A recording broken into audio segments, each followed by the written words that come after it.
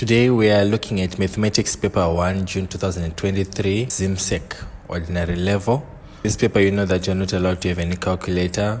You only need your writing instruments and your drawing instruments. Let's start. You must always read the instructions. The paper is 2.5 hours. You must check the code if it's the correct paper. And you're also allowed some 5 minutes to check the pages before you start the examination. Take note that you must fill in all the necessary details at the top of the page here.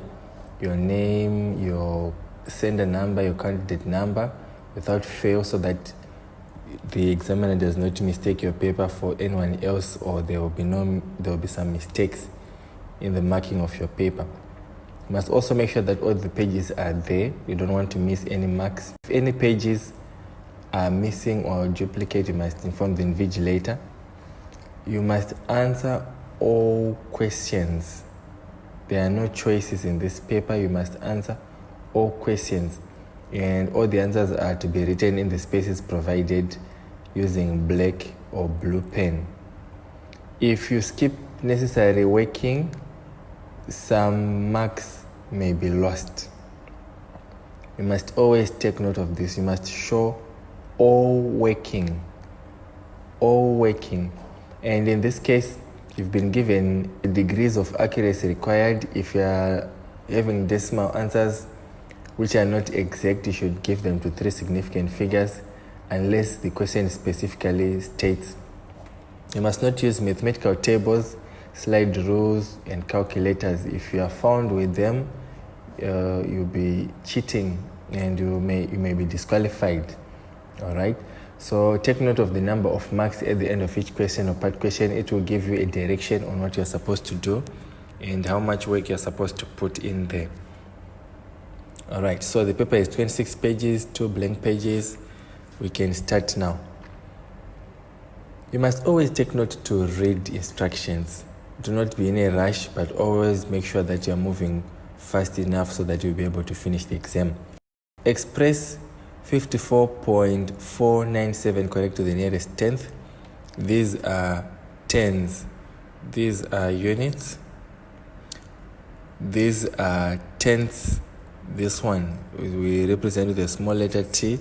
These are hundreds. We represent with a small letter H. And these are thousands. We represent with a small letter TH. So if we want to round to the nearest tenth, this one, then we must look at the next number, which is to the right, so that it can be able to help us to round off this one. If it is 5 or more, we're going to add 1 to the 10th, and all these other numbers will be replaced by zeros. So we have our number 54.497. 54.497.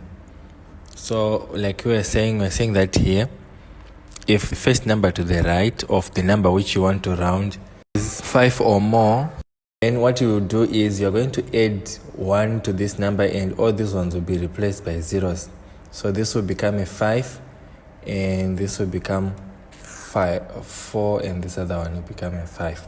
So our answer here would be 54.5.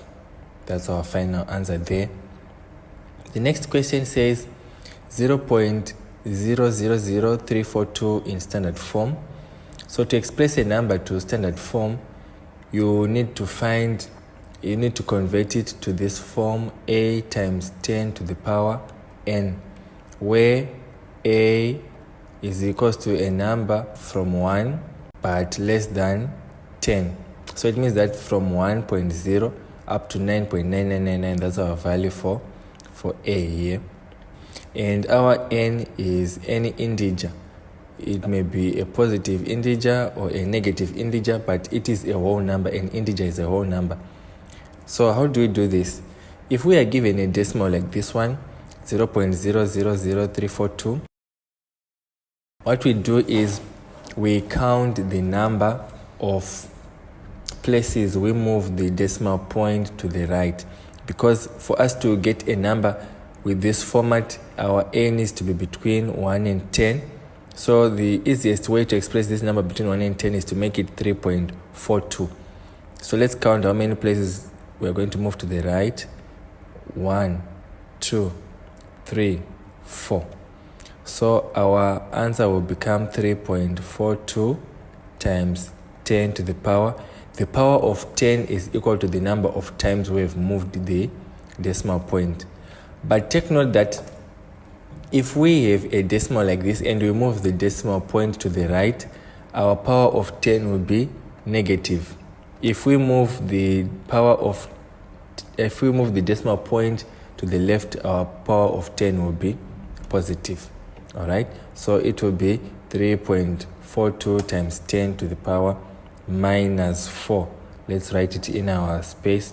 3.42 times 10 to the power minus 4. Make sure you write your letters well, clearly, and large so that they can be seen. The next question, 478.367 correct to two significant figures. So a significant figure is the first non-zero digit coming from the left. Okay, so we're looking for non-zero digits from the left. Those are significant figures. Let's say in this case we do not have a 0 here, so this is a significant figure. So this is the first significant figure, the second one, the third, the fourth, the fifth, and the sixth. So we're rounding to two significant figures. What it means is we're going to look at the third significant figure, which is going to help us round the second significant figure. If it is 5 or more, then we're going to add 1 to that number there. It will become 480.0000. No need to write these other numbers. So it will just simply become 480. So we write our 480 there.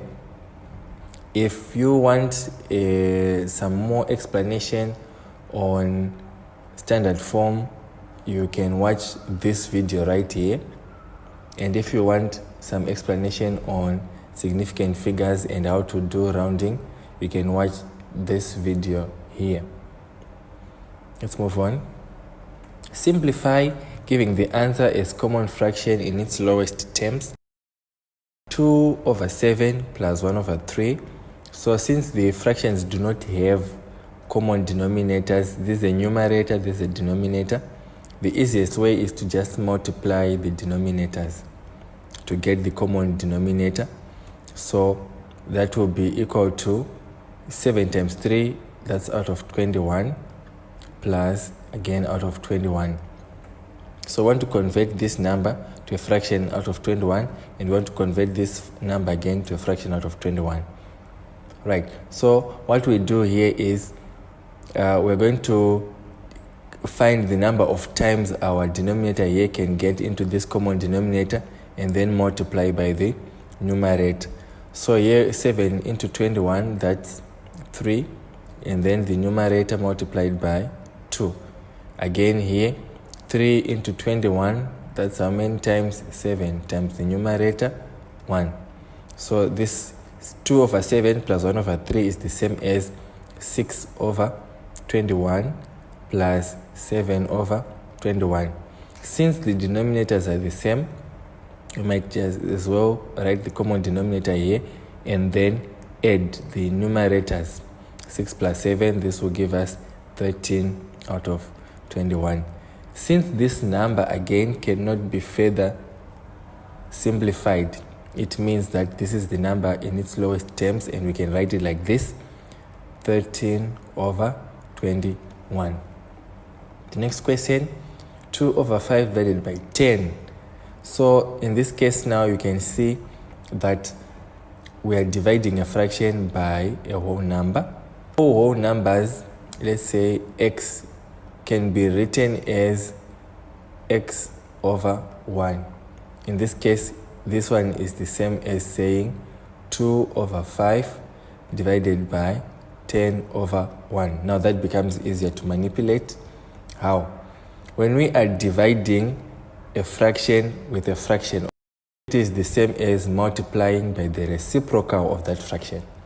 If we are dividing 2 over 5 by 10 over 1, it is the same as multiplying by 1 over 10. This is the reciprocal, the opposite or the inverse of this one. So we just multiply here 2 times 1, 2, 5 times 10, that gives us 50. But this number can be simplified. Why? Because 2 and 50 have got common factor, which is 2. We divide by 2 over 2, we get 1 out of 25.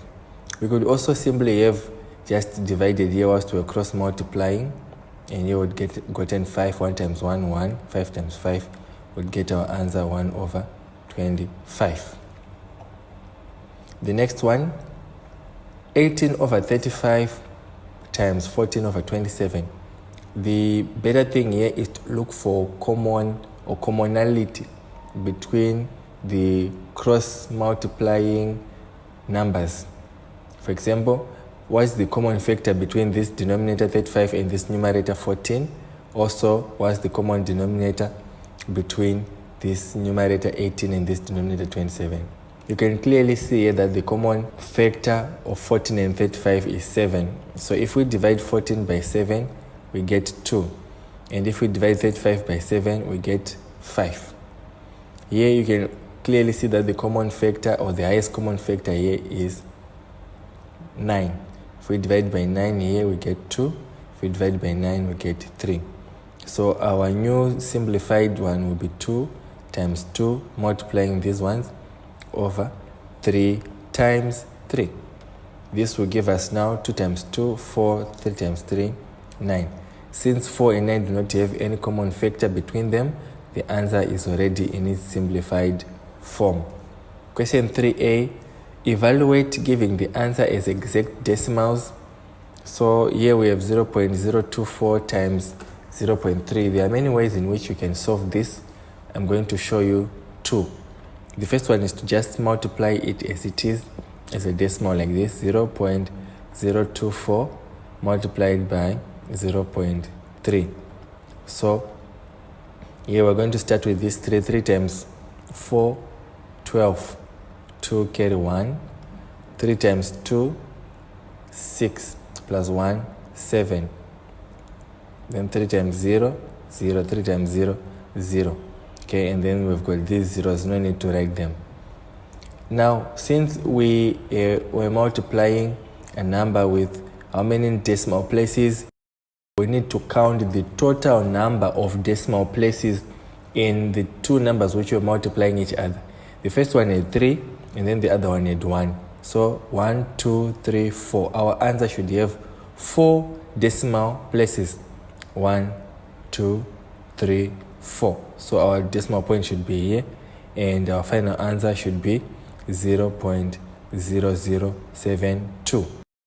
You can notice here that your number has got 4 decimal places. So the easiest way would be to multiply these two numbers, 24 multiplied by 3, and then you are going to get 72. When you get your 72, you will need to add the 4 decimal places. Since our decimal point is after 2, you need to move it 4 places going to the left.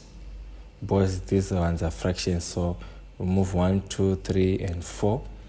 When you've moved your 4 places, you're going to put the other placeholders and then your decimal point, and your answer will be 0.0072. Okay, moving on to the next one, 0.4 cubed. We have 3 methods by which we can solve this problem. The first one is to just multiply it as it is. We can multiply it as it is, 0.4 times 0.4 times 0.4. Arrange it in column form, 0.4 times 0.4, 4 times 4, that's 16. Then you put 2 decimal places. Since these two numbers have got a total of 2 decimal places, multiply again by 0.4. Then you're going to get 64 here.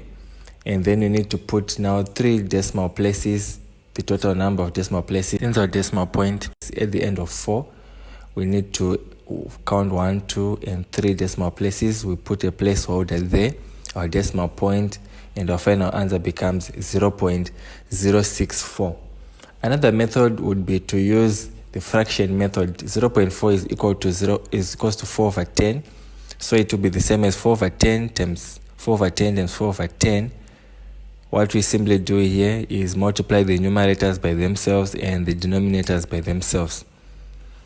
So we will just multiply 4 by 4 by 4 and divide it by 10 times 10 times 10. Our answer would be 64 over 1000. Now we are going to divide 64 by 1000. Our answer will be 0.064. Okay. The third method would be to just multiply the significant figures there. Just multiply 4 by 4 by 4. You get 64. And then count the number of decimal places, which is 3. Our answer now would have to have 3 decimal places. So since our decimal point is at the end of 4, we will need to move the decimal point 3 places to the left from 4. Then it will be 1, 2, and 3. And then we put a placeholder there. We put our decimal point placeholder. Our answer is 0.064. But remember to write it in the allocated space. 0.224 is a percentage. Where there's a decimal point, you put 1, and then all the other numbers after the decimal point, you put placeholders, zeros. So 0.224 as a fraction is 224 over 1,000. 224 over 1,000 can now be expressed as a percentage by multiplying by 100. Okay? If you're expressing any number as a percentage, you need to multiply it times 100. So we divide by 10, then we divide by 10 again. We remain with 224 over 10, then we divide 224 over 10. That gives us 22.4%. Don't forget to put the percentage sign because the question said percent. So we shall move on swiftly to the next one. Question 4 reads, the universal set is equals to 75, 76, 77, 78, 79, and 80. M and R are subsets of the universal set. M is equals to even numbers and R is equals to multiples of 4. The first question reads, list elements of set M. So since set M is comprising of the even numbers, so the even numbers there are 76, 78, and 80 because even numbers are numbers which can be divided by 2. Alright, so our set is 76, 78, and 80. Okay, so don't forget to write your answer in the allocated space, 76, 78, and 80. The next question reads, list the elements in R. So since R is equals to numbers divisible by 4, this is only 76 and 80 because automatically 75, 77, and 79 are odd numbers. They're not divisible by 4. And then 78 is not divisible by 4, so only 76 and 80. Right, let's move on to the next question. B, find the number of elements in M complement union R. That small n there stands for the number of elements. M complement, or that M with a small 1 there, means M complement, looking for the elements which are not in M, in set M. That cup-like structure, which looks like a U, is called a union, which means we want the elements of that set plus the elements of that other set together. All right, so M complement is elements which are not in M, which are 75, 77, and 79. Then the elements in set R are 76 and 80. We just calculated them. Firstly, the set M complement union R has got 75, 77, 76, 79, and 80. So to count those elements is equals to, that's 1, 2, 3, 4, 5. So the number of elements in M complement union R is equals to 5. Next question reads, simplify 2 bracket A minus 2 minus 4 bracket A plus 3, which means that 2 there is going to multiply every term in the brackets, 2 times A plus 2 times minus 2. Then we're just going to add everything, plus minus 4 times A plus minus 4 multiplied by 3. Take note that since my 4 there is negative, I have to maintain that negativity to multiply minus 4 times a times 3.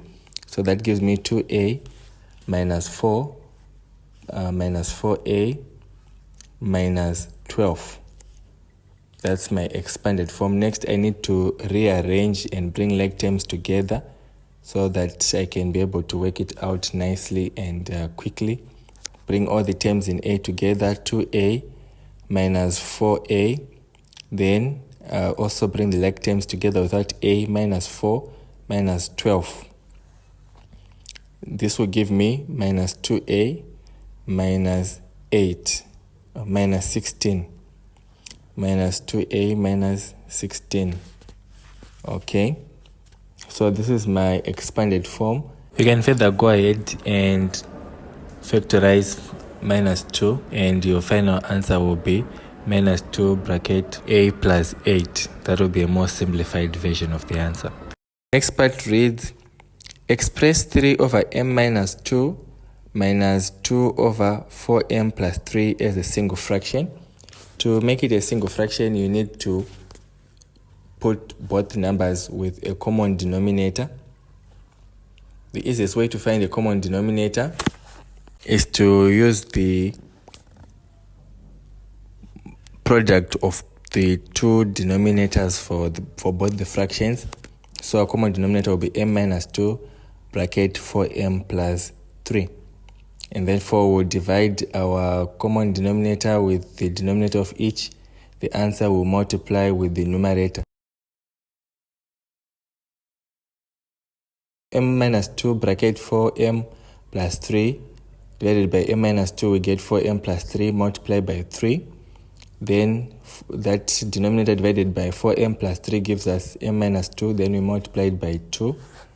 So 3 is going to multiply every term in the bracket, giving us 12m plus 9 minus 2m plus 4, all over our common denominator, m minus 2 bracket 4m plus 3. Then next we need to simplify the numerator. I'll write it up there so that you can see better. 12m minus 2m, bring like terms together. Terms with m on one side, terms without m on the other side. 12m minus 2m plus 9 plus 4, all over m minus 2 bracket 4m plus 3. 12 minus 2, that's 10m, plus 9 plus 3, that's 13, all over 10 over all over m minus 2 bracket 4m plus 3. That's our final answer there. So that's our final answer. You can leave it in this form. You cannot simplify it any further. You cannot find common terms between the numerator and the denominator. 10.6. State the special name of a quadrilateral with 4 lines of symmetry. If a shape has 4 lines of symmetry, it means that from any angle which you look at it like this, it's going to give you exactly the same shapes. So this can only be a square. There's no other shape like this. It's only a square. Part B. A quadrilateral has interior angles of x degrees, 2x degrees, x plus 10 degrees, and x plus 50 degrees. Calculate the value of x. So since it's a quadrilateral, it means that it has got 4 internal angles, and the 4 internal or interior angles of a quadrilateral add up to 360 degrees. We can find this proof by using a square or a rectangle, where each of the interior angles is close to 90 degrees, and if we add them up, they all give 360 degrees. So in this case, we're going to add everything up and equate it to 360 degrees. Therefore, x plus 2x plus x plus 10 plus x plus 50 should be equal to 360 degrees. We're going to put all like terms together, x plus 2x plus x, and then that will give us a certain number. And then we're going to add also the other like terms, 10 plus 50, and equate everything to 360. X plus 2x plus x plus x gives us 5x. 10 plus 50 gives us 60. So 5x plus 60 is equals to 360. Then we're going to subtract 60 from both sides. 5x plus 60 minus 60 is equals to 360 minus 60. That 60 minus 60 gives us 0. Therefore, it will be 5x is equals to 300. Then we're going to divide both sides by 5. Divide 5x by 5. Then divide 300 by 5. And we're going to find that our x is equals to 60. 5 into 5, 1, 5 into 36, 5 into 0, 0. So x is equals to 60 degrees. Okay. Remember to write your units in degrees. Question 7. P varies directly as the cube of r. Given that P is equals to 2 and r is equals to 4, find the formula connecting P and r. So what we do, P varies directly as the cube of r, or r cubed. Next, we remove the variation sign and replace it with an equals and a k, which is the constant.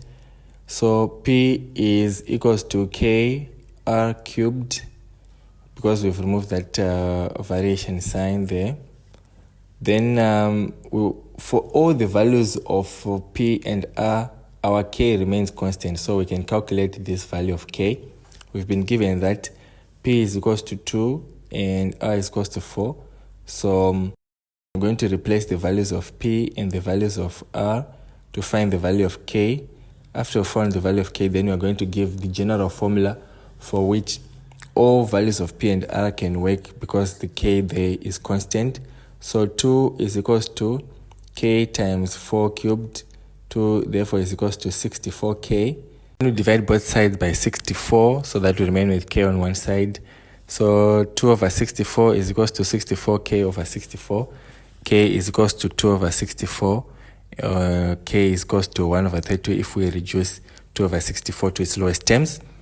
Therefore, P is equals to 1 over 32 times r cubed, and therefore P is equals to r cubed over 32. That's our formula connecting P and r. Find the value of P when r is equals to 8. Since we've already calculated the value of the constant, which remains the same, we say that our formula is P is equals to r cubed over 32. So this is equals to 8 times 8 times 8, because our r is equals to 8 over 32. So we can reduce our denominator to factors which can correspond with 8, and we can also re-express our numerator to factors which can help us to cross out common factors. Therefore, we can express the numerator as 4 times 2 times 8 times 8, because 8 is equals to 4 times 2. And then we can also express the denominator as 4 times 8. Then we can cross out the 4s, cross out the 8. And then our answer is going to be, we're going to remain with 2 times 8. And hence our answer is equals to 16. So the value of P is equals to 16 when r is equals to 8. Question 8, given that m plus 3n is equals to 5 and m squared minus 9n squared equals to minus 15, find the numerical value of m minus 3n. In this question, you can see here that it looks like there's a link between m plus 3n equals to 5 and the second equation, m squared minus 9n squared equals to minus 15. The link is that m squared minus 9n squared equals to 15 is a difference of two squares.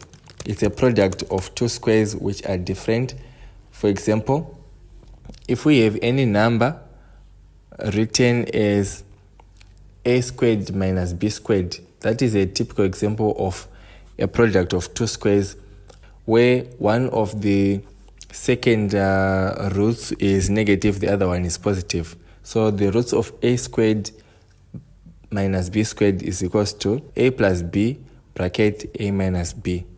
So in this case, our roots here would be m plus 3 bracket m minus 3 equals to minus 15. So what we can do here is very simple. Since we've been given that m plus 3 is equals to 5, then we can substitute for one of the roots by 5. So the m plus 3 there, we're going to substitute with 5, and then we're going to multiply 5 bracket m minus 3n is equals to 15. Then we can minus 15, then we can divide both sides by 5. If we divide both sides by 5, we're going to get m minus 3n is equals to minus 3. The numerical value of m minus 3n is equals to minus 3. Find the numerical value of m and n. Since we've already found out that m plus 3n is equals to 5 and m minus 3n equals to minus 3, we can use simultaneous equations to solve this problem. It's a very simple algebraic problem, so we're going to solve it in this way. We've already determined that m minus 3n is equals to minus 3. So therefore, it means that m is equals to 3n minus 3. Then we can take this second equation, substitute it into the first equation where m plus 3n equals to 5. So wherever there's an m, we will substitute this. This is a hidden simultaneous equation. You must always watch out for this stuff because you may be asked to use a concept from a different topic. So when the syllabus, when we are learning, we learn the topics one by one, but when the exam comes, all the topics can be focused on one question. You may have to use the knowledge from different parts of the syllabus to solve a problem. So here we're substituting m is equals to 3n minus 3 into m plus 3n equals to 5, which gives us 3n minus 3 plus 3n equals to 5. Then we have 6n is equals to 6n minus 3 equals to 5. We add 3 to both sides. 6n is equals to 8. We divide both sides by 6 to get the value of n. N is equals to 8 over 6, which can be reduced to 1 and 2 over 6, and further reduced to its lowest terms, n is equals to 1 and a third. Then we take that value of 1 and a third, substitute into any of the equations to get the value of m. So we can express 1 and a third as 4 over 3. So we can take any equation which we want to find the value of m. Let's substitute into this equation m minus 3n equals to minus 3. So it will be m minus 3 bracket 4 over 3 equals to minus 3. Then we cross out the 3's. M minus 4 equals to minus 3. We add 4 to both sides so that we eliminate the minus 4 from the left hand side. And we get our value of m equals to positive 1. So m is equals to positive 1 minus 3 plus 4 gives us 1. So m is equals to 1 and n is equals to 4 over 3. Question 9 reads, given that p is equals to q plus over q plus m, make m the subject of the formula. Firstly, whenever we get a problem like this with a fraction part, we need to first remove the fraction part. So to remove the fraction part, we multiply by the denominator of the fraction side. So we're going to multiply both sides by q plus m. This will give us pq plus pm, because the p is going to multiply both terms in the bracket. So pq plus pm is equals to q, because the q plus m are going to cross out each other. We subtract pq from both sides. Pq minus pq plus pm equals to q minus pq. Then we remain with pm is equals to q minus pq. Then we are going to divide both sides by p. We can also factorize the right hand side and express it as q bracket 1 minus p. Then we divide both sides by p. We're going to remain with the left side m equals to q bracket 1 minus p over p. Part B reads, find m given that q is equals to 3 and p is equals to 2. So that's simple. Now we've already made m the subject of the formula. Now what we only need to do is substitute those values into the equation. So what we will simply do here is write the values of these numbers into the equation or into the formula. So since m is equals to q bracket 1 minus p over p, therefore m is equals to 3 bracket 1 minus 2 over 2. Then we can multiply 3 times 1 or 3 and 3 times minus 2 minus 6, or we can just operate the brackets first. 1 minus 2 gives us minus 1. 3 times minus 1 equals to minus 3, all divided by 2. So it is equals to minus 3 over 2, or simply minus 1.5. Next question says, in the diagram, points Q, S, and R are on the circumference of a circle with center O. Line PQT is a tangent. You can see this line here is a tangent to the circle at Q. And you also give an extra information, PQS. So P, Q, and S, the angle is M there. OQS is N. OQS, so this angle here is N. QOR is P degrees, QOR, so this means this angle here. And QSR is equals to 70. QSR here is 70. And ORS is 25. ORS, this angle here. Now I asked to calculate the value of M. You can see here that this is circle geometry. A thing to note here before you go any further, you can note here that angle formed when a tangent meets a radius of a circle at a certain point. For example, at this point Q is 90 degrees. So this angle M plus N is equals to 90 degrees. So it's a right angle there.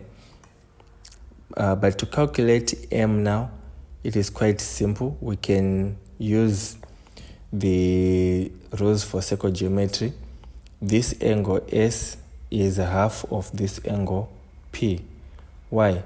Because one of the rules which pertain to this shape, which is sort of like a quadrilateral inside a circle, you can see it says that this angle is half of this one, or the angle subtended at the center is twice that of any angle subtended on the circumference. So since here it's given that is 70, that means P is equals to 70 times 2, which is equals to 140 degrees.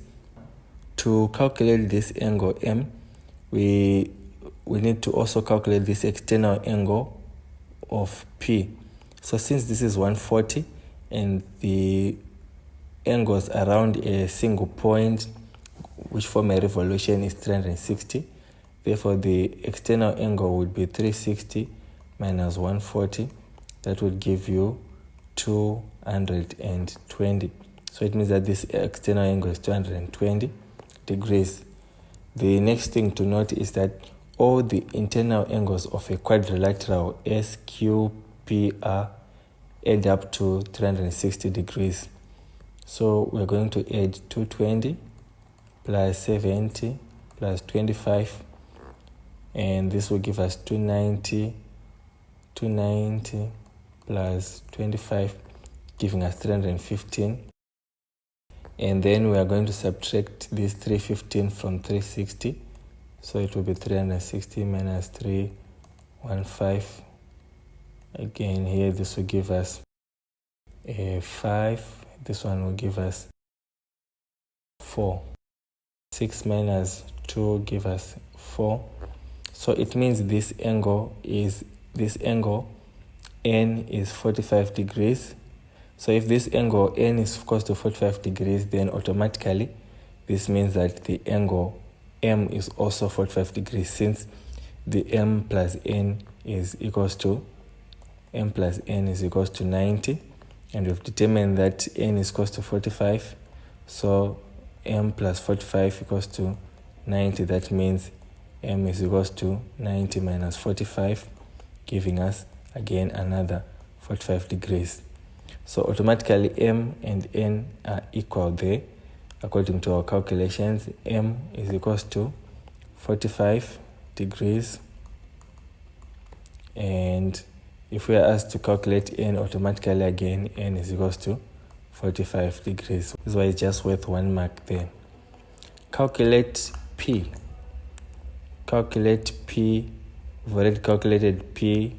We found out that P is equals to 140. This is why it's also worth 1 mark, because along the way you have gotten the answer. We just maybe highlight that P is twice S, which is equals to 70 degrees, because it is an angle subtended at the center. Next question, evaluate 766 base 9 plus 143 base 9, giving the answer in base 9. To solve this problem, you need to either convert all the numbers to base 10 and then add them, then reconvert to base 9, or you can simply add them using a sort of a tricky method, but I'll show you both methods. Let's try the tricky one first.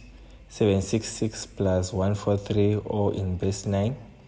Now in this method, whenever you get a number, remember that to give or to express numbers using number bases, you need to take the remainders. So what we will do here, if we get a number over 9, we need to divide by 9 and then write the remainder in the answer section. Okay, follow with me here. 6 plus 3 is equals to 9. We cannot write 9 because all the numbers in base 9 end at 8. We have 0, 1, 2, 3, 4, 5, 6, 7, 8. So 9 cannot fit there. So we're going to divide 9 divided by 9. This will give us 1 remainder, 0. So our 1, we will write it here, our 1. Then we'll put our 0 here. Then we are going to add this one. 6 plus 4, 10 plus 1, 11. We're going to divide our 11 by 9. It will give us 1 remainder, 2. So our 1 we'll write here, and our remainder, 2, we'll write below there. And then we're going to add 7 plus 1, 8 plus 1, 9. Again, we're going to have another number, 9 divided by 9, giving us 1 remainder, 0. So we'll put our 0 here and write our 1 there. Then we'll say 1 divided by 9, which will give us 0, remainder 1. So our final answer here would be 1020 base 9. We'll write our answer there, 1020 base 9. However, if you find this method maybe that it's a bit difficult to follow, let me show you the second method which you can use. The second method is to express this number, convert it to base 10, this number convert to base 10, add them up, and then reconvert back to base 9. So 766 base 9 can be expressed as, if we're going to use bases of 9, this will be to the power 0, to the power 1, to the power 2. So it will be 7 times 9 to the power 2 plus 6 times 9 to the power 1 plus 6 times 9 to the power 0. This will give us 7 times 81. So it will be 9 times 9 is equals to 81 times 7. This will be a 7. This will be a 56. So this will be 567 plus 6 times 9, 54, plus 6 times 9. Any number to the power 0 is equals to 1. So this gives us 6. And the total for this one will give us 56 plus 6. This is equals to 60. So this will be 567 plus 60. Here we get a 7. Here 6 plus 6, 12. 2 remainder 1. 5 plus 1 giving us 6. Right, let's move on to the other one. 143 base 9 is equals to, again, if we use that same notation, 1 times 9 to the power 2 plus 4 times 9 to the power 1 plus 3 times 9 to the power 0, giving us 9 times 9, 81, plus 9 times 4, 36, plus 3. So this will give us 36 plus 3, 39, plus 140, plus 80, 120. We're going to add these ones up. 7 plus 0, 7, 2 plus 2, 4, 6 plus 1, 7. Now we need to reconvert our number 747 to 747 base 10. This number is in base 10 to base 9. So what we do, we simply divide by 9. 9 into 74, 72, that's 8, remainder 2. 9 into 27, that is 3, remainder 0. We divide again by 9. 9 into 83, 81, 9, remainder 2. Then we divide by 9. 9 into 9, 1, remainder 0. Then we divide again by 9. 9 into 1, 0, remainder 1. So our answer still, and we read bases, we express number bases like this in this format. We always read from the bottom going upwards. So again, it will be 1020 base 9. The answer is the same. We've used two different methods, but we've arrived at the same answer. The next question says, convert 35 base 6 to a number in base 2. The easiest way, of course, here is to first convert this number to a number in base 10, then divide by 2 to get a number in base 2. Okay, so it will be 35 base 6 can be expressed as, this will be 6 to the power 0, this will be 6 to the power 1. So this will be 3 times 6 to the power 1 plus 5 times 6 to the power 0, giving us 3 times 6, 18, plus 5 times 1, that's just 5, giving us 23. And then we divide 23 by 2.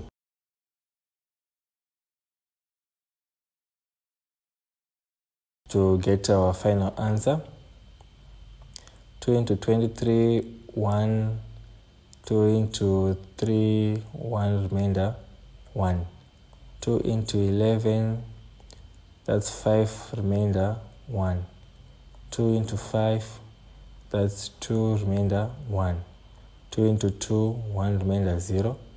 2 into 1, that gives us 0, remainder 1. So our final answer will be 1, and we always read from the bottom going upwards. 1, 0, 1, 1, 1, base 2.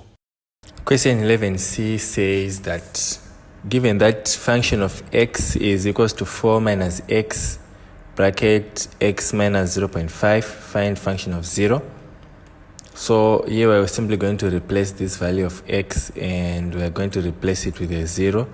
So function of 0 will be equal to, function of 0 will be equal to 4. Everywhere there's an x, we're going to replace with a 0. Bracket 0 minus 0.5. And this will give you 4 being multiplied by minus 0.5, giving you a product of minus 2. Question 12 says, in the diagram, the unshaded region R is defined by 3 inequalities, and then you're supposed to find the 3 inequalities. From the diagram, you can see that one of the regions here is above this line. This line is y is equals to 2, but the regions which are wanted are above this line. Okay, so if the regions that are wanted are above the line, then we have to merge these two regions, y is greater than 2 as well as y is equals to 2. So the proper inequality would be y is greater than or equal to 2. Why? Because the line is solid, it is continuous. Okay, this is the first equation, or the first inequality. The second one, you can see this line here that disregards this area before this line. We go with it down here. You can notice that this point is between 1 and 2, exactly between 1 and 2, so this point is 1.5. And we also want the area after 1.5. So we're going to merge again two inequalities.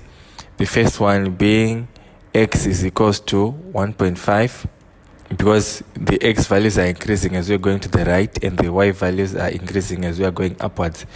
And the second one is x is greater than 1.5. So to merge these two, the proper inequality will be x is greater than or equal to 1.5. So this is the second one. Then the third one, you can notice here that this gradient is negative. Why? Because the slope is going down to the right.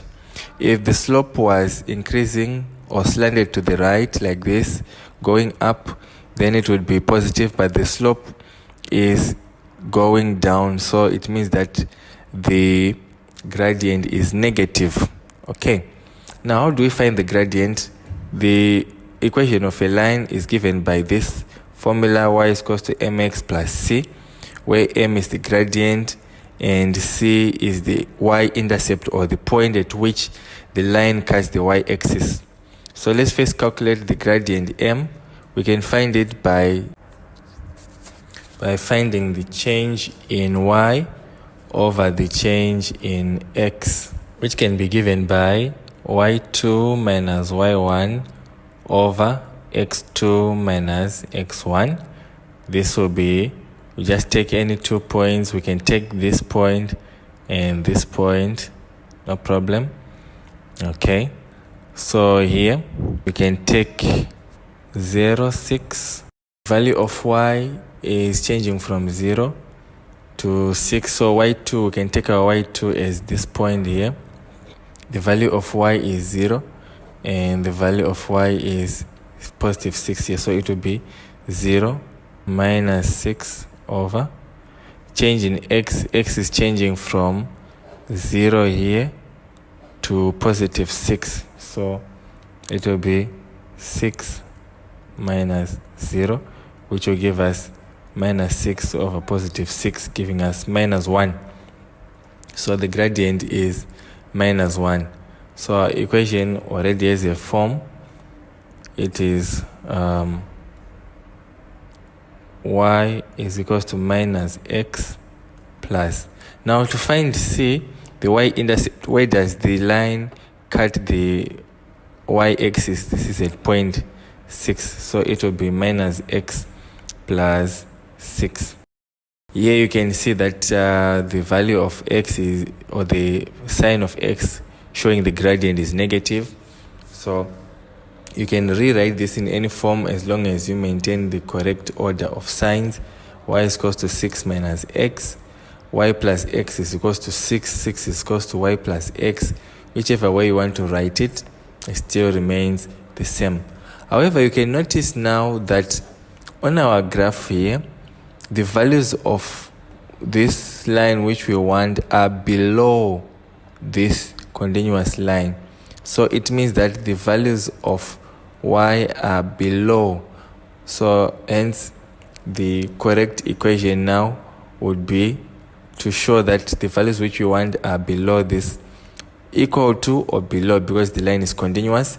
So it will be y is less than or equal to 6 minus x. We have y is greater than or equal to 2, x is greater than or equal to 1.5, and y is less than or equal to 6 minus x. Okay. Two similar cylinders have heights of 16 centimeters and 48 centimeters respectively. Write down in simplest form the ratio of the heights. So this one, you simply just write the ratio of the heights, 16 is to 48, divided by the highest common factor, which is 16, and you get 1, 16, 16, 1, 16 into 16, 1, 16 into 48, 3. So your answer will be 1 is to 3. The next question talks about the volumes. When we are calculating the volume, since the scale and our scale factor is 1 is to 3, since this scale factor is going to affect a three-dimensional shape, or at least 3 dimensions, it's going to affect, let's say if it were just a cuboid, it will be length times width times height, or any other shape is going to affect the area times another dimension. So it means that this scale factor has to be multiplied by itself 3 times to cater for each of the different sides, or to cater for each of the different dimensions in the shape, since we're calculating volume. So our scale factor would be 1:3 to the power of 3, because we're going to multiply by itself 3 times. So it will be 1:3 times 3, 9 times 3, 27. Therefore, our scale factor would be 1:27. The total curved surface area of the larger cylinder is 500 square centimeters. Calculate the curved surface area of the smaller cylinder. Again, our ratio is 1:3. But now when we're calculating area, we only have 2 dimensions. Let's say if it was a square or a rectangle, we'll just be multiplying length times width. For a circle, that's pi r squared, etc., etc. So because we're calculating area now, it only means we're going to multiply the scale factor for the 2 dimensions, and it is going to be multiplied by itself 2 times. And hence, for example, let's say our shape was like this. We had 2 shapes like this, 2 squares, and here it's maybe 1 and 1, and this one was 3 and 3. Since we're going to be multiplying this one by 3 and also this one by 3, it means that we're going to be multiplying 1 times 1 times 3 times 3, since each of these ones will cater for the other ones. And hence our new shape would have to have the scale factor multiplied by itself 2 times, and hence it is the same as squaring. So 1:3, when we are looking for the area, we square it and it will give us 1:9. That's only the ratio.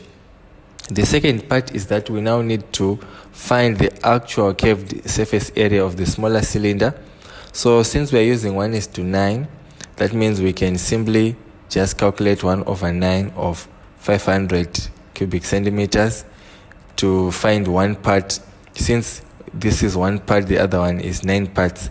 So if 9 parts is 500, what is one part? We just simply divide 500 by 9, and our answer is going to be equal to 9 into 50. That's 9 into 45, we get 5, remainder 5. 9 into 50 again, it's again another 5, remainder 5, and we continue 55.5, 5, 5, 5, 5, 5, what square centimeters. And then, since here we were given a condition that should our answer be a decimal and we are not given a specific level of accuracy, we should just round it to 3 significant figures. This is the first significant figure, this is the second, this is the third. Then we look at the fourth one to help us round off the third.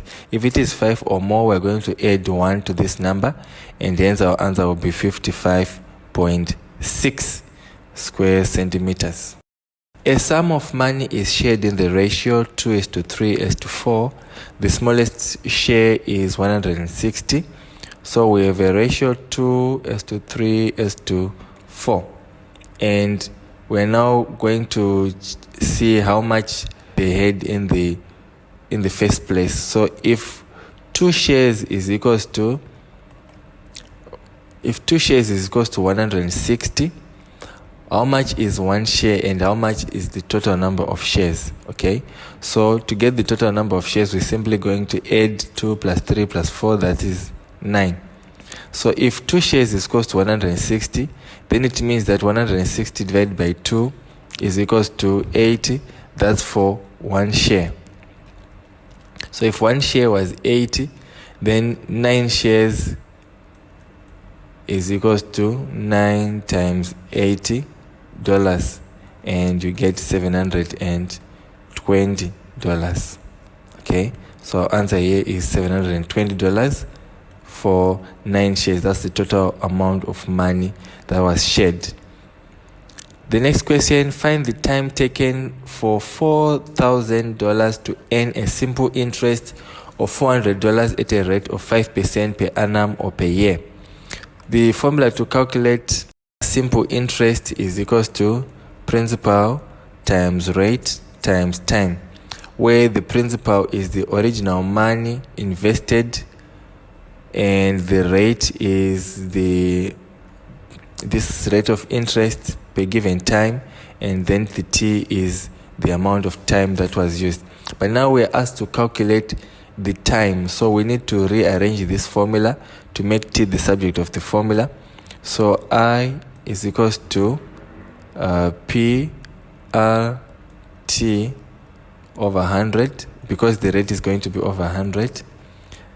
So it is the same as just saying PRT over 100. Then we multiply both sides by 100. We get 100I is equals to PRT. Then we divide both sides by PR. Divide by PR here. These ones will cross each other out. And our new formula will give us time is equals to 100I over PR. Then now we just need to simply put our figures here. The interest which we got there was 400, and the principal was 4,000, and the rate was 5%.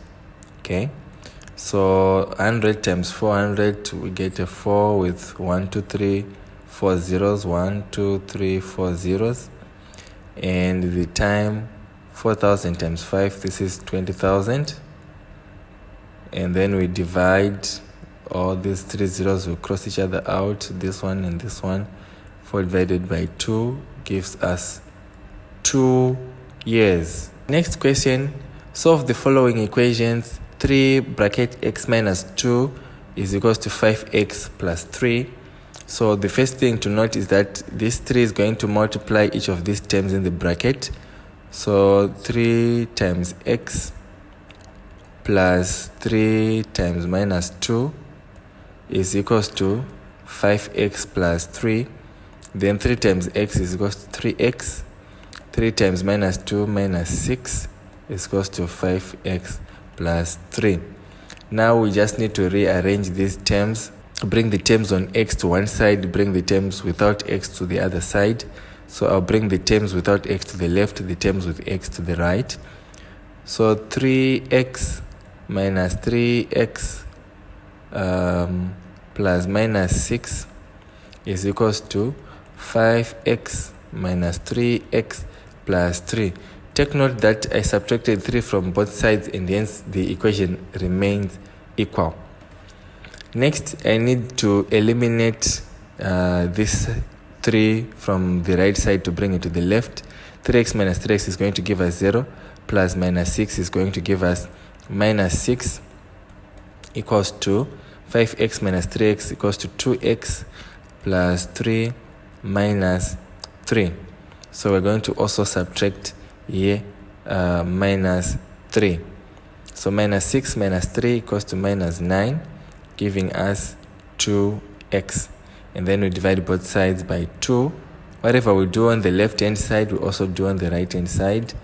So here we'll be left with 4.5.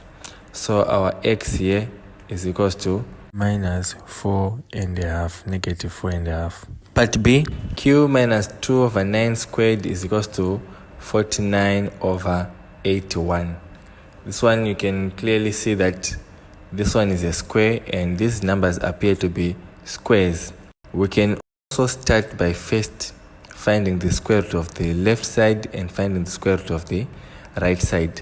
If we find the square root of the left side, it will just remain with q minus 2 over 9 is equals to, using rules of square roots, if we are looking for square root of a over b of a compound, it is equal to the square root of a over the square root of b. So here it will be the same as square root of 49 over square root of 81, and hence here we'll get root of 49 over root of 81. Q minus 2 over 9 is equals to 7 over 9. Now it's very simple. We can simply bring all the terms without q on one side and all the terms with q on one side. So we just add positive 2 over 9 here. Q minus 2 over 9 plus 2 over 9 is equals to 7 over 9 plus 2 over 9. So Q is equals to, this one gives us 0, and 7 plus 2, 9 over 9, and therefore Q is equals to 1. Question 16 says, evaluate 0.0469 times 2.13 over 2.28 plus 3.83 times 2.06 by first estimating each number to one significant figure. So you need to first round off all these numbers to one significant figure, then you operate on them. So to one significant figure, this is the first non-zero digit from the left. The question becomes, this one, if we round to one significant figure, the first significant figure is this one. These are all zeros. So the first significant figure is 4. So we look at the second. If it is 5 or more, it's going to add one to that number there. So it will become 0.05 times. This is the first significant figure. The second one, if it is less than 5, then nothing will happen, but it will be replaced by 0 and all the numbers after it, and hence 2.13 rounded to one significant figure just becomes 2. Then 2.28 again, this number is less than 5, so it means that nothing will happen here, so it will just remain 2 plus this 8 is greater than 5, so it will add 1 to there, so it becomes 4 times this 0 is less than 5, so it will do nothing to this 2 times 2. So this number has been rounded to one significant figure for each of the numbers there. Now we can work it out using the given parameters. 0.05 times 2, that's 0.1. 0.10 if you want. 0.10 divided by, here we use our rules of bead mass or bed mass or bomb mass or board mass, whichever you want, but the rules are the same. We are going to use, according to the rules of board mass or bead mass, we are going to use, we're going to work on brackets. If there are no brackets, we go to division. If there is no division, we go to multiplication, then addition, and finally subtraction. Here we have a multiplication, so we're going to operate the multiplication first and then the addition later. So it will be 2 plus 4 times 2, 8, which is going to be 0.10 over 10. So here it becomes very simple. When we have a decimal and we want to eliminate the decimal in our problem, we can just multiply by a number, the number of places of the decimal. For example, here we have 0.10 is just the same as 0.1. So you can simply multiply by 10 over 10 to eliminate the decimals in our problem. And then we have 1 over 100. So this becomes very simple to operate. If it's 1 over 100, our answer can be 0.01, like this. Solve the equation 27 is equals to 3 to the power 2d plus 1. Just in case you cannot see, well, 27 equals to 3 to the power 2d plus 1. So here it is, you need to just take note of this, that when you see a number like this, try to think of it in this base. This number is called a base. According to indices, we call these numbers bases, and we call these ones powers or indexes, or indices to be more correct. So these powers are multiplying this base by itself a certain number of times. So find a way in which you can relate the two bases whenever you get a problem like this. In this case, you can see that there's a relationship between 3 and 27, and the fact is that 3 to the power 3 is equals to 27. So we can rewrite this 27 as a product of its prime factors as 3 to the power 3. which is equals to 3 to the power 2d plus 1. Again, using the rules of indices, if the bases are the same, then it also means that the indices are equal. So this means that since we can just write since bases are the same, then the indices are equal. And hence what we simply do here is we're going to just compare the indices. So it will be 3 is equals to 2d plus 1. Then we rearrange all the terms with d to one side, all the terms without d to one side. So it will be 3 minus 1 is equals to 2d plus 1 minus 1.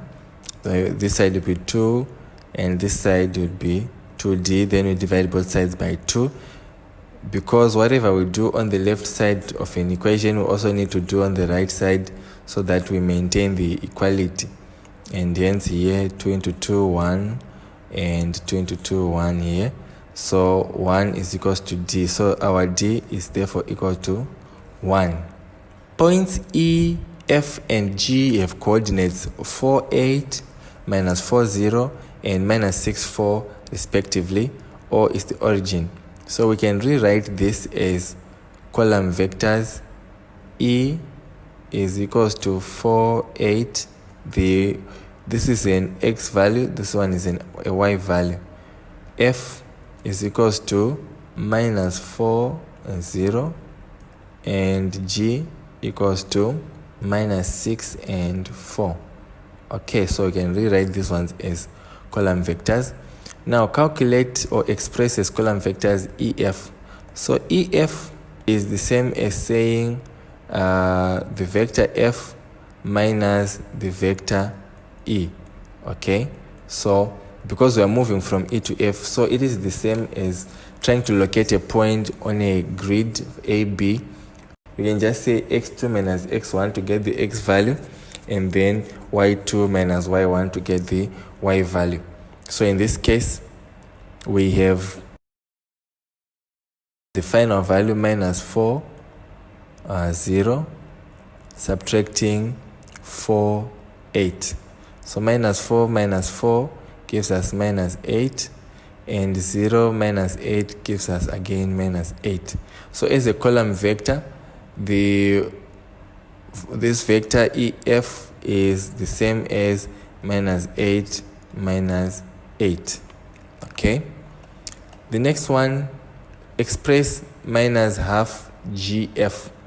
So let's look, we first calculate GF, then we calculate its negative half. All right, so like we said before, GF is the same as saying vector F minus vector G. All right, so this can be rearranged as the following: minus 4, 0, minus 4, 0, minus, and G is minus 6, 4, minus 6, 4, like this, minus 6, 4, right? And then we just simply subtract minus 4 minus minus 4. This is the same as saying minus 4 plus 6, and the other one is 0 minus 4, giving us just minus 4. And the final answer will be minus 4 plus 6 is the same as saying 6 minus 4, giving us positive 2 and minus 4 here. But we want to calculate half of it. So half of it is half of GF is equals to half of 2 minus 4. So this number is called a scalar. It's going to multiply each of these factors. Half times 2, that's 1. Half times minus 4, that's minus 2. And the answer is supposed to also consider this negative factor. So minus is going to affect both of these one again. There's a hidden or an implied one if there's just a sign like that. So it will be minus 1 and positive 2.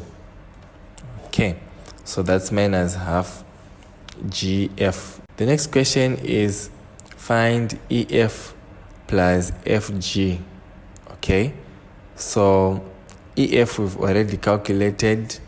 It's minus 8 plus GF. We calculated GF here.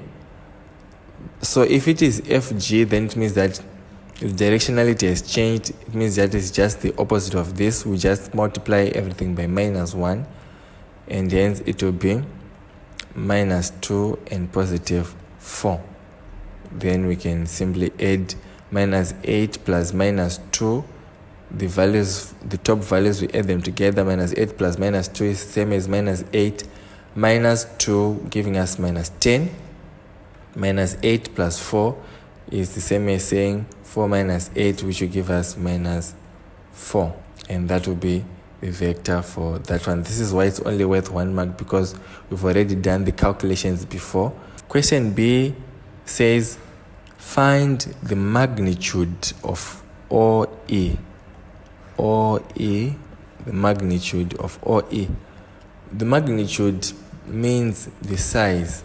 And to find this, we calculate whatever value of OE, we square it, because we want to find the true value regardless of the sign. So if OE gives us a negative number, then it doesn't matter. We're still going to square it. We're going to get a positive answer. Okay, so let's look at how we find this OE. O is the origin, and E is point on the graph, or is a point, is a coordinate on our Cartesian plane. So we already looked at E. It is 4, 8. So OE is the same as saying moving from O to point E. So since it is the same as just going to E, we're going to just take the vector for E, which is 4, 8. So we're going to take the vector for 4, 8. So this is the one that we are going to square to get the magnitude of. So to find the magnitude of a vector from the origin, it's like finding the sides of a right angled triangle, because when you are finding the magnitude of a point or a vector on a Cartesian plane, it can form something like a triangle if you move from the origin. So it will be the same as the value of x squared, square root of x squared plus y squared, which will give us here 4 squared plus 8 squared. So it will be the square root of 4 squared, that gives us 16, and 8 squared gives us 64. So if we add these two together, it is the square root of 64 plus 16, that is 80. Leaving your answer in said form. So square root of 80, we can square root of 80 can be rearranged as square root of 4 times square root of, or 20, let's say that times 20. So this one can give us the same as square root of 4 times square root of 4 times square root of 5. Okay, if we multiply two square roots of the same number, it is the same as eliminating only the square root sign, remaining with 4, because square root of 4 is 2, the other square root of 4 is 2, so it will be 2 times 2, which is equals to 4. So square root of 4 times square root of 4 gives us just 4, and then we multiply again by just square root of 5, and our final answer will be 4 square root 4 times the root of 5. Question 18a, convert 2 grams per cubic centimeter to kilograms per cubic meter. Now here we need to perform a series of conversions. Firstly, we have to understand how many grams are in a kilogram and how many centimeters are in a cubic meter. Okay, so 1 kilogram is equals to 1,000 grams. How do we calculate 1 cubic meter? First, we have to appreciate that 1 meter is equals to 100 centimeters. So 1 cubic meter now is equals to 100 centimeters, which represent 1 meter, times 100 centimeters times 100 centimeters. Okay, so to find which will give us how many zeros? 1, 2, 3, 4, 5, 6. So it is 1 million cubic centimeters.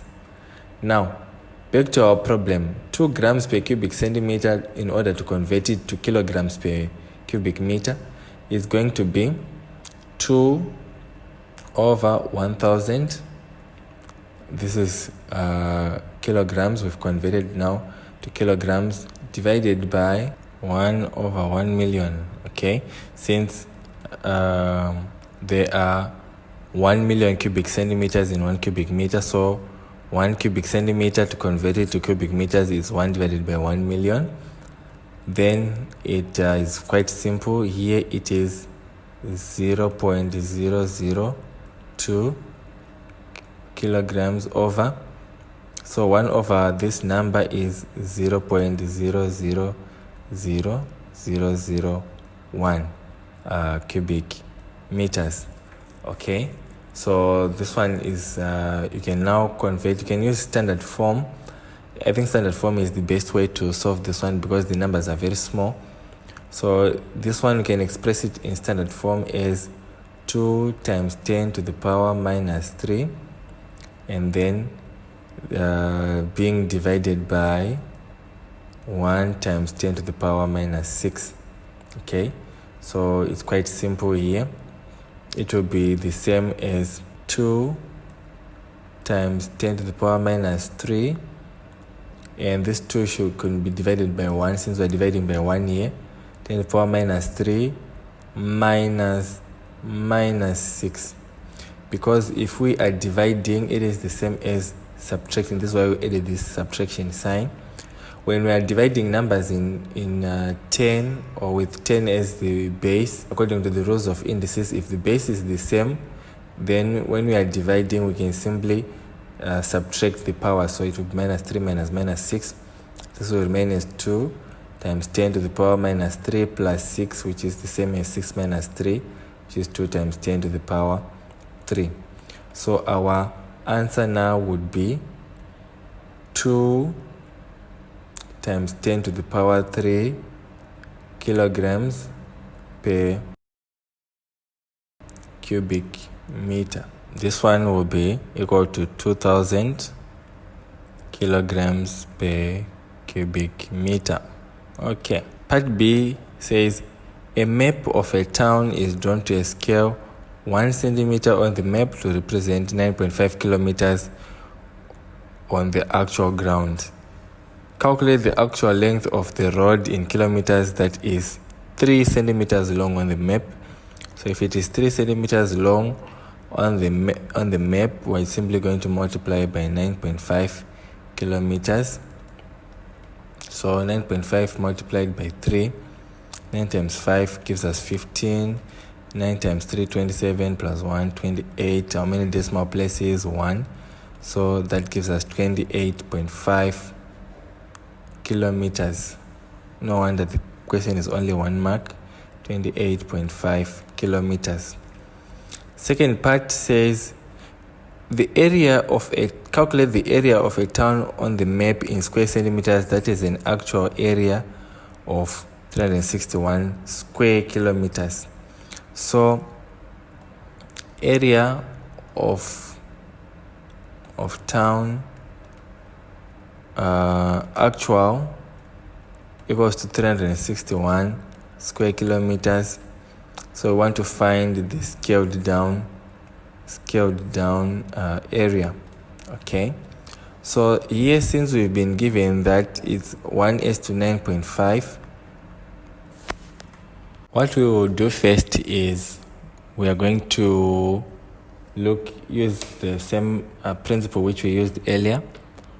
We were given that the ratio of the length is 1 centimeter on the map, representing 9.5 kilometers on the actual piece of land. This one was the scale factor for the length, the scale factor for length.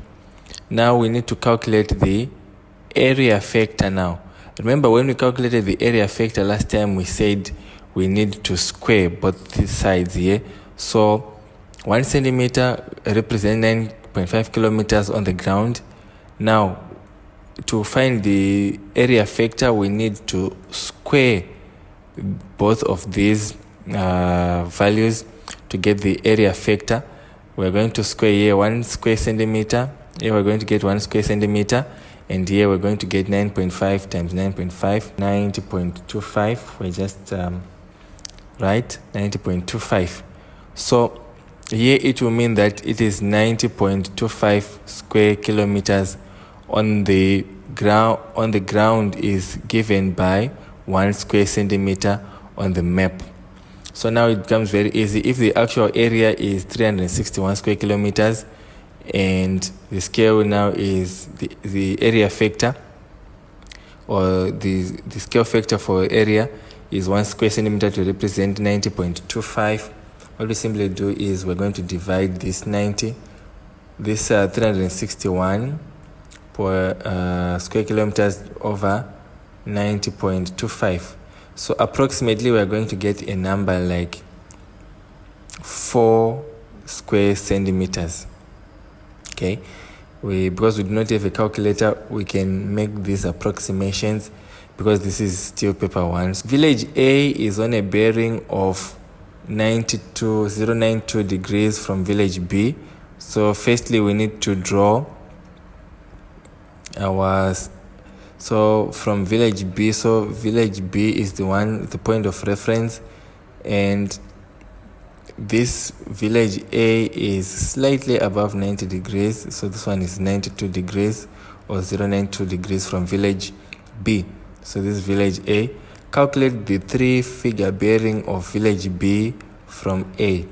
Now, we know that we always calculate the 3-figure bearing of any location going clockwise, and we always put it in 3 digits. This is why you have this 092 there. Now, we are going to use some rules of triangles. You can see here that we only had 2 degrees here. This small angle is 2 degrees greater than 90. So this triangle, we have 90 here, 2 degrees here, and therefore this angle must be again 180 minus 90 minus 2. So 180 minus 92 is equals to 88. So this angle here is 88. Okay, so the total, this whole angle, the bearing of A from B, is going to be 360 minus 88. This one will give us 360 minus 88, 10 minus 8, 2, this one gives us a 9, 16 minus 9, 7, and 272. So A from B is equals to 272 degrees. Okay. In the diagram, OPQ is a sector with center O and radius 9 centimeters. So it means that this one is also 9 centimeters. POQ is equals to 84 degrees. Take pi to be 22/7, and then calculate the length of arc PQ. So length of arc PQ is quite simple. Length of PQ, of arc PQ, we use this general formula, theta over 360 times 2 pi r. Why? This is showing the fraction of the circumference. So 2 pi r is used to calculate the circumference of a circle. So this one is showing that it's not the full circumference which we are interested in. We're only calculating the part with theta, this small angle. So here it will be 84 over 360 times 2 pi we've been given, that is 22/7, times what's the radius? 9. Okay, so we can work it out from here like this. 7 into 7, 1. 7 into 84, 1 remainder 1 here, and this is a 2. 12 into 12, 1, 12 into 36, 3, and a 0 here. Okay. And we can divide this by 3 to get 10. Divide this by 3 to get 3. And we can divide by 2 to get 1 here. Divide by 2 to get 5. So it will be 22 times 3 over 5. This will be 22 times 3. This will be 66 over 5. This will be 1 remainder 1. 5 into 16, 3 remainder 1 over 5 centimeters. Okay, 13 and 1 over 5 centimeters, or 13.2 centimeters, just depends with you. 13.2 centimeters. Then the area of sector OPQ. Now, for us to find the area of a sector, we are not going to find the area of the whole circle. The area of a circle is pi r squared. So for us to find the area of a sector, we are again going to take the small part theta, or the part 3 theta over 360 multiplied by pi r squared. It's going to be 84 over 360 times 22 over 7 times radius squared 9 times 9. So 9 into 9, 1. 9 into 36, 4, and a 0 here. Okay. And we can further divide here by 4. 4 into 4, 1. 4 into 0, 0. 4 into this one, 2, 1. Okay. We divide by 7. 7 into 7, 1. 7 into 21, 3. Then it will become 3 times 22 times 9 over 10 here. So that will give us 66 times 9 over 10, which is equals to 594 over 10, which is equals to 59.4 square centimeters. Next question, question 20. The table above shows enrollment at a certain school. State the mode of form. The mode is the number with the highest frequency. So it means that wherever you saw a group of people, they were in these ratios. If it was a group of this number, then 128 were form 1, 127 form 2. So there were more form 1s here. So the model form is form 1. Why? Because it is the highest frequency here, or the highest enrollment. Then the second question says, here you write your answer, form 1. Calculate the mean number of learners per form. Okay, so we are going to add up all the learners in all the forms and get the mean of that. 8 plus 7, 15, plus 5, 20, 2, 4, 6, 8, 10, 1, 2, 3, 4, 5. So all in all, there were 500 students in the enrollment. And now, to find the mean equals to total number of students divided by the number of forms, which is 4. So here we have 1, remainder 1, 2, remainder 2, 5. 125 learners per form. So here our answer, 125 learners per form. 2 learners are chosen at random from the school. Calculate the probability that both learners are in form 3. Okay, so this is a question on probability, which is the statistics part of the math syllabus. So for form 3, we are given that there are 125 learners. Right. So probability of picking up a form 3 first is 125 over 500, which is equals to, we reduce this one, 1 over 4, or also 25%. So the probability of picking up a form 3 student is 25%. So now the question says calculate the probability that both learners are in Form 3. 2 learners are chosen at random. So what we now want to find is probability of picking a Form 3 and probability of getting again a Form 3. So it will be, when we see this word end, it means that we have to multiply. Whenever we see the word end, we multiply if we're calculating probability. So it will be 1/4 times probability of getting another Form 3 student. Since here we've removed one student, so it will be 125 minus 1. Also, on the total number of students will be less 1. So it will be times 124 over 499. When we remove a student, when we've picked up one student, then we want to look for another Form 3 student. The total number of Form 3 students decreases, as well as the total number of all students also decreases by 1. So this is why we wrote this one. Now, we just simply divide 4 into 4, 1, 4 into 12, 3, 4 into 4, 1. So our answer will be 31 over 499. The next question in the diagram above, XDF and YEG are two straight lines which intersect at this point, or XY, ED and GF are parallel lines. OD is equals to OX, which is equals to 7 centimeters.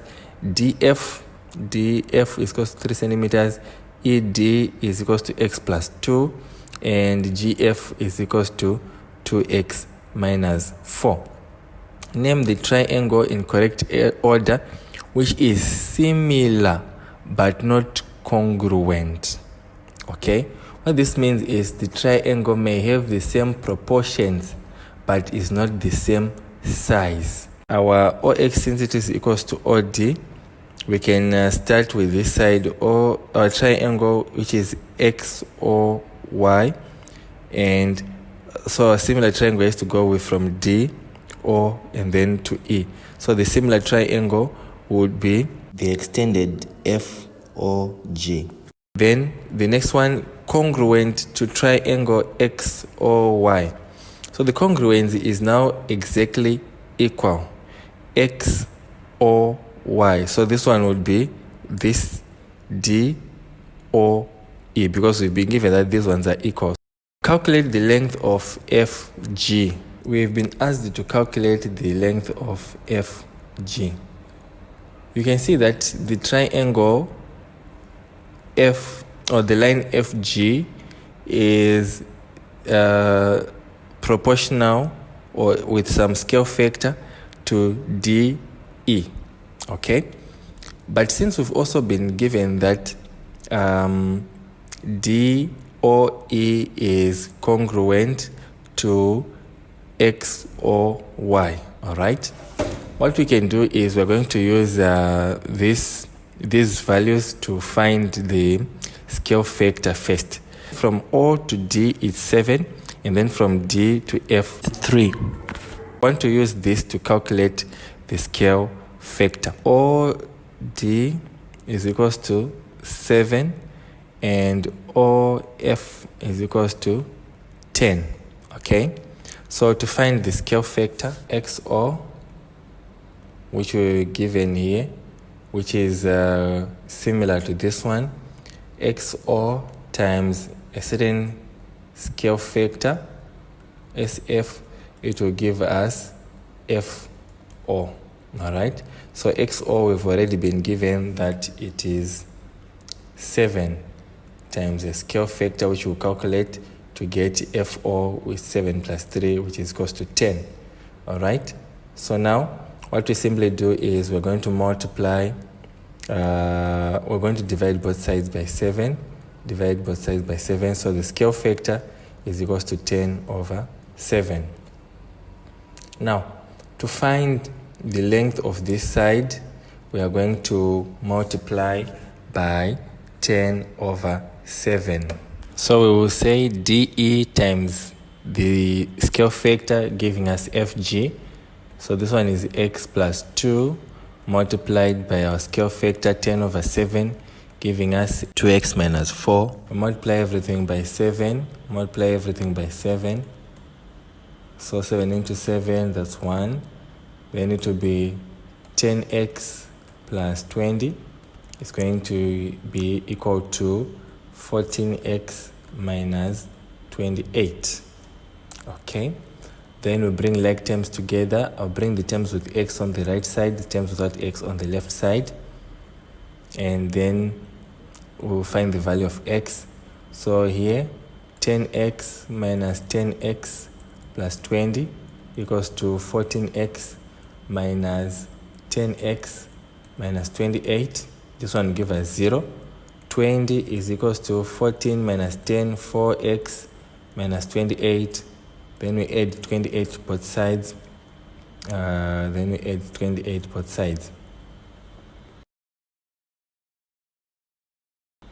Here we're going to get 48 is equals to, this one will give us 0, 4x. Then we divide by 4 both sides, divide by 4. We're going to get 4 into 4, 1, 4 into 4, 1, into 8, 2. We're going to get x is equals to 12. So once we've gotten that x is equals to 12, we can now apply it to find the length of FG, which is this one here, 2x minus 4.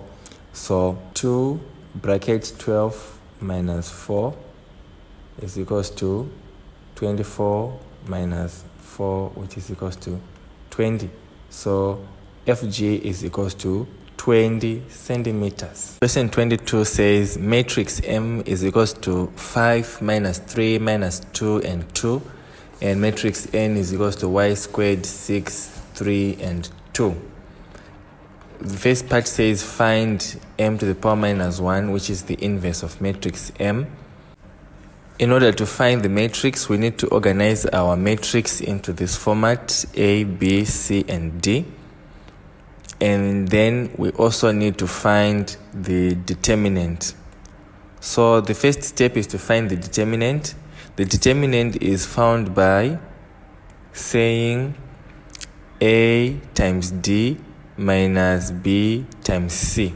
So A is going to cross multiply with this D, and then we're going to subtract the product of B and C, which is equals to 5 times 2 minus B is minus 3 times minus 2, and this is going to give us 10 minus 3 times minus 2 is equals to 6, positive 6, because this is a minus and a minus multiplying each other, and we're going to subtract this positive 6, and then our determinant is going to be equal to 4.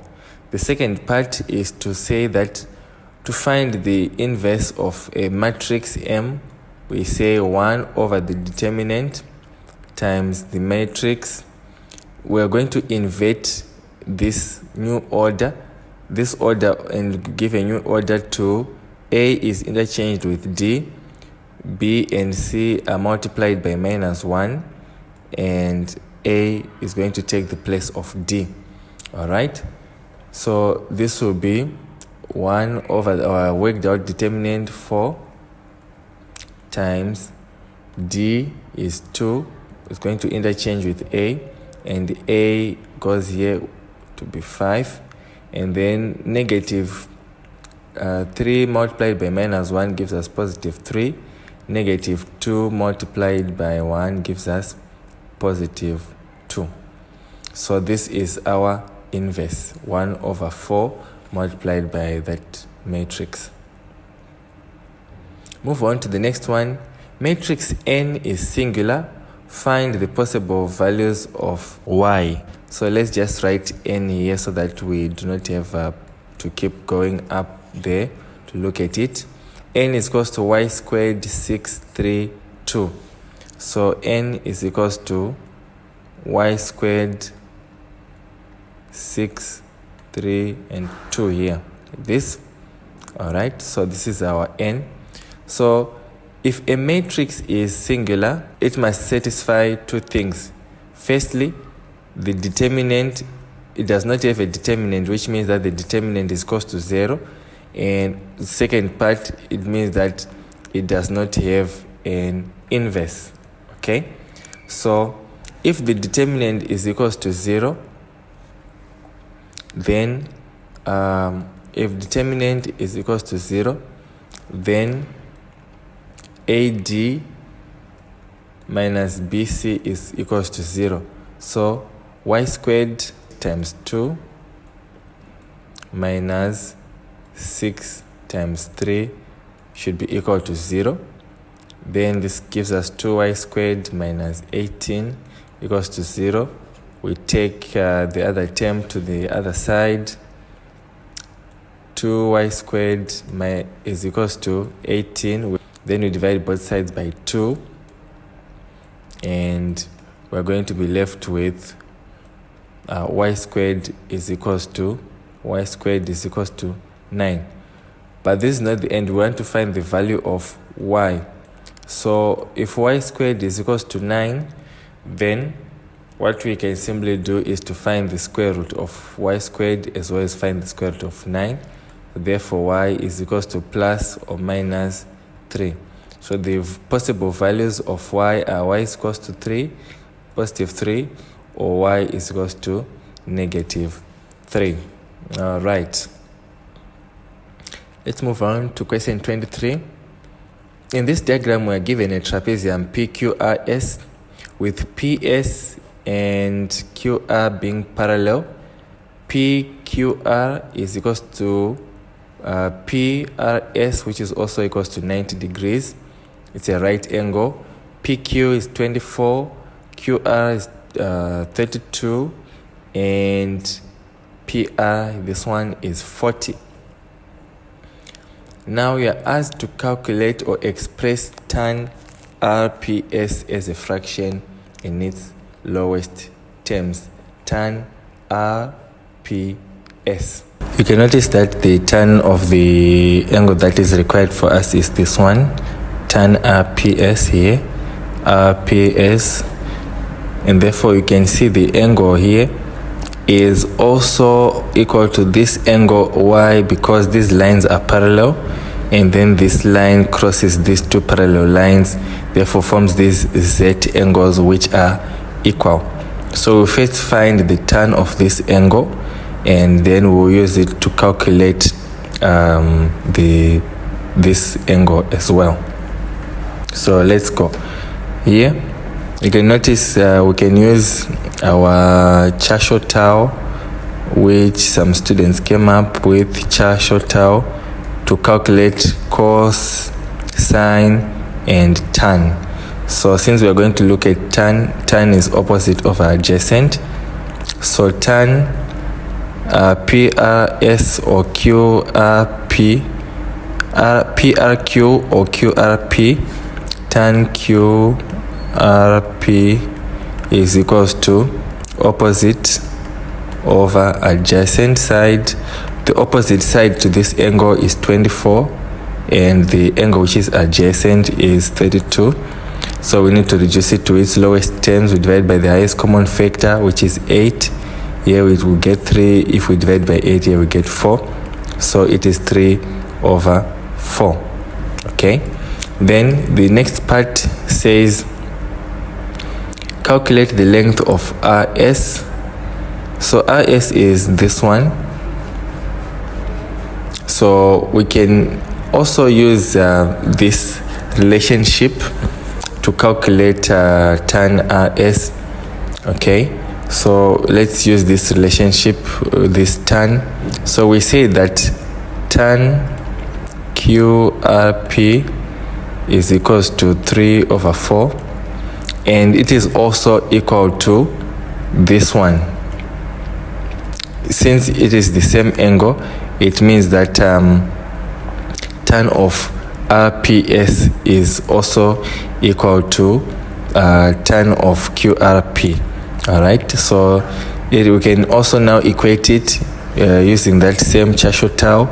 We said tan QRP is equals to opposite of adjacent. The opposite is RS, and the adjacent is PR, which is or RP, which is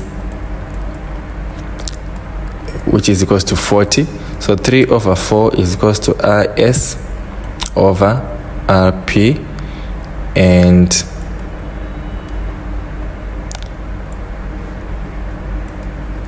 here we can just 3 over 4 is equals to RS over 40. Then we do cross multiplication. We multiply by 40 both sides. Multiply by 40. Here we get 1. Here we get 10 times 3. It means that RS is equals to 30 centimeters. All right. So it means that this one RS is equals to 30 centimeters. The last part says find the area of trapezium PQRS. So now to find the area of this, we can divide these two into two triangles. This triangle PQR and PRS. Okay, and this one we'll call this one X, and maybe let's call this one Y. We find the area of this triangle, we add it to the area of that other triangle. So now X, to find its area, we just say half base times height, which is equals to half of 32 times 24, which can be reduced to 16 times 24. This one will give us, let's calculate 16 times 24 here. 0, 2 times 6, 12, 2 times 1, 2, plus 1, 3, 6 times 4, 24, 4 times plus 2, 6.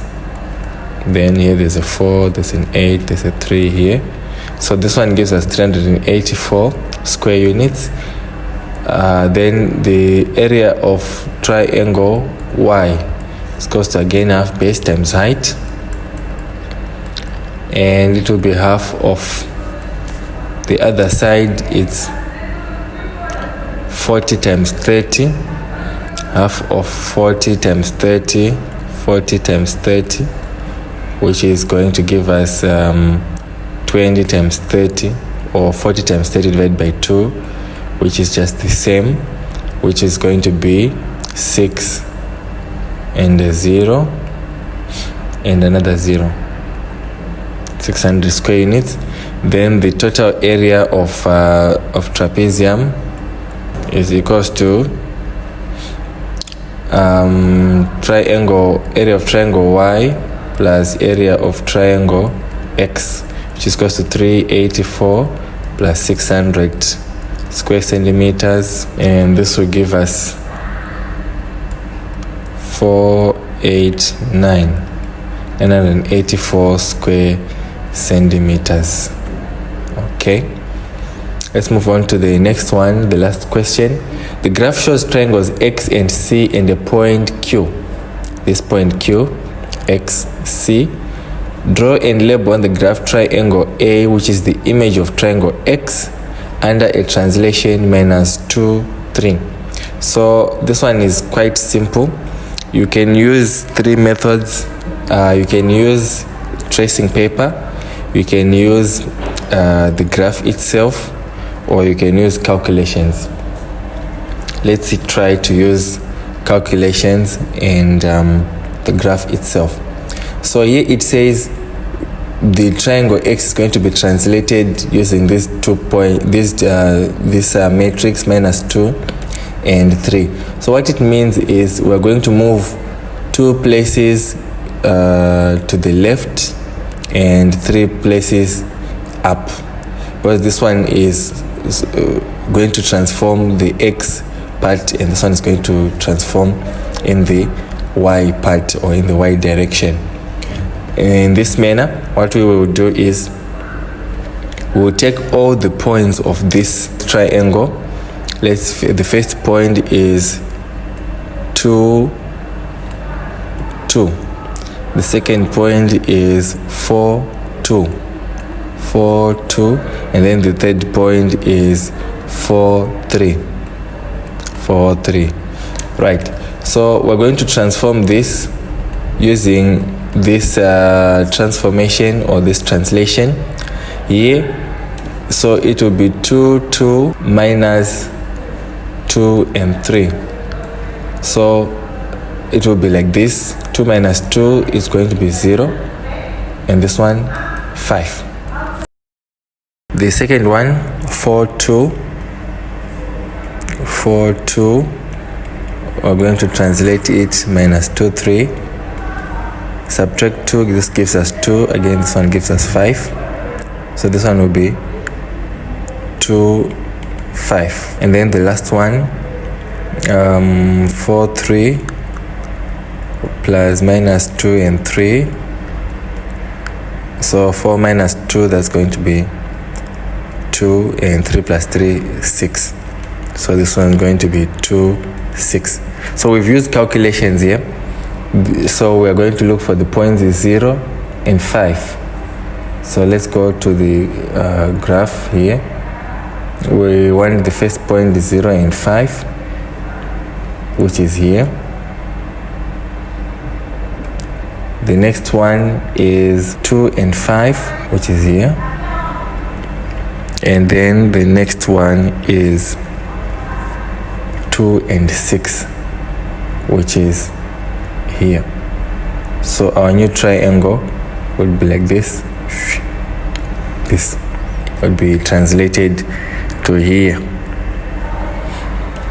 And then the second part is triangle B is the image of triangle X under a rotation of 180 with the center Q. We need to draw and label on the graph. So here let's label this one is a triangle A. This one is our triangle A. Now we want to calculate triangle B, which is the image of X under a rotation 180 degrees with center Q. In order to solve this, we can either use tracing paper, we can use the graph, or we can actually use some matrices. You can see here that we've been given the points 2, 2, 4, 2, and 4, 3. And the center is 4, 4.